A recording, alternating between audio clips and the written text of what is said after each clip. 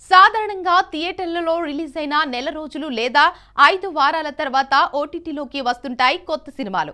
కొన్ని చిత్రాలైతే 3 వారాలకే digital streaming కు వచ్చేస్తున్నాయి. అయితే ఓ తెలుగు సినిమా థియేటర్లలో రిలీజ్ అయిన 12 రోజులకే ఓటీటీలోకి వచ్చేస్తోంది. మరి ఇంతకీ ఆ సినిమా ఏది?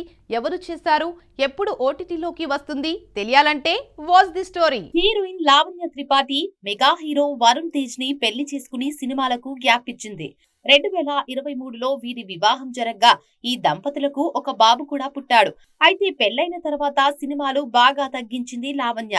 గ్లామరస్ రోల్స్ కు పూర్తిగా దూరంగా ఉంటుంది. కేవలం కంటెంట్ బేస్డ్ సినిమాలకే ప్రాధాన్యం ఇస్తుంది. అలా పెళ్లైన తర్వాత లావణ్య త్రిపాఠి నటించిన మొదటి సినిమా సతీ లీలావతి. ఇక ఈ సినిమాకు తాతినేని దర్శకత్వం వహించాడు.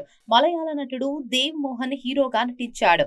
మడోన్నా సెబాస్టియన్ సెకండ్ హీరోయిన్ గా యాక్ట్ చేసింది. ఇక మే 8న సతీ లీలావతి మూవీ థియేటర్లలో విడుదలై పెద్దగా ఆడలేదు.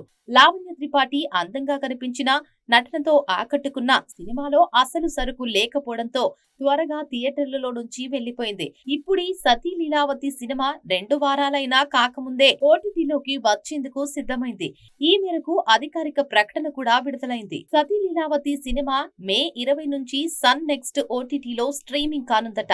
అంటే థియేటర్లలో రిలీజ్ అయిన 12 రోజులకే ఓటీటీలో రానుందన్నమాట. తెలుగుతో పాటు తమిళంలోనూ ఈ సినిమా స్ట్రీమింగ్ కానున్నట్లు Sun NXT OTT social media వేదికగా వెల్లడించింది. ఇక ప్రేమ, పెళ్లి, విడాకుల తదితర అంశాలతో ఈ సినిమాను తెరకెక్కించారు తాతినేని సత్య. వికే నరేష్, విటివి గణేశన్, సప్తగిరి, మొట్టా రాజేంద్రన్ ప్రధాన పాత్రలు పోషించారు. నాగమోహన్ నిర్మాతగా వ్యవహరించారు. ఇక మిక్కీ జే మేయర్ స్వరాలు సమకూర్చారు. థియేటర్లలో మిస్ అయిన వారు ఈ మూవీని ఓటీటీలో చూడవచ్చు. ఇది వాల్టీ స్క్రీన్ టైం. మరో స్క్రీన్ టైం తో మళ్ళీ కలుద్దాం. అంతవరకు చూస్తూనే ఉండండి మీ స్టూడియో 1.